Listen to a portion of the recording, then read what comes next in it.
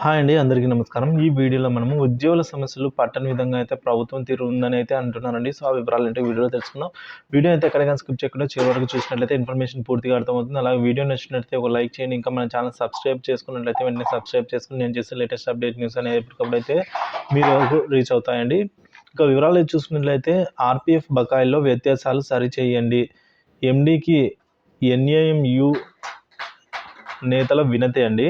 ఆర్టీసీలో 4వ తరగతి ఉద్యోగుల ఆర్‌పీఎస్ 2017లో వ్యత్యాసాలను అయితే సవరించాలని ఎండీ సీహెచ్ ద్వారకా తిరుమలరావును AP PDT national Mazdoor union association రాష్ట్ర కమిటీ అయితే ఈ మేరకు రాష్ట్ర అధ్యక్ష ప్రధాన కార్యదర్శులు పివి రమణ రెడ్డి గారు ఇక శ్రీనివాసరావు గారికి ఎండీకి ఈ విధంగా లేఖ అయితే రాయడం జరిగిందండి.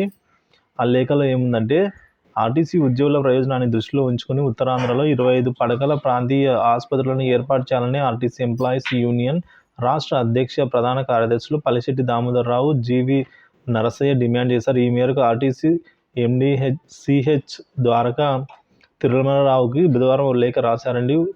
ఉత్తరాంధ్రలో భారతీయ ఆసుపత్రులు ఏర్పాట్లు చేసిన పక్షంలో ఆ ప్రాంత ఉద్యోగులతో పాటు విజయవాడ జోన్ పరిధిలో తూర్పు గోదావరి జిల్లా డిపో ఉద్యోగులకు కూడా ఉపయోగం ఉంటుందని అయితే తెలిపారు. ఇదే విధంగా కడపలోని ప్రస్తుతం ఆసుపత్రిని 50 పడకలకు పెంచాలని అన్నారు. రాష్ట్రంలోని 129 డిపోలలో అయితే 52 డిపోలు ఆర్టీసీ వర్క్ షాపులు కడపలోనే ఉన్నాయని విషయాన్ని అయితే వారు గుర్తు చేశారు. 8 జిల్లాలకు సంబంధించిన కడప ఆసుపత్రిని అభివృద్ధి చేసిన పక్షంలో ఆర్టీసీ ఉద్యోగులకు ఉపయోగకరంగా ఉంటుందని అయితే వారు ఈ లేఖలో పేర్కొనడం జరిగిందండి. సో, ఈ విధంగా అయితే కోరడం జరిగింది. సో, మరి దీనికి ప్రభుత్వం తీరు ఏ విధంగా రిప్లై ఇస్తుందో అయితే వేచి చూడవలసి అయితే ఉందండి. సో, మరింత సమాచారం అయితే అందనుంది.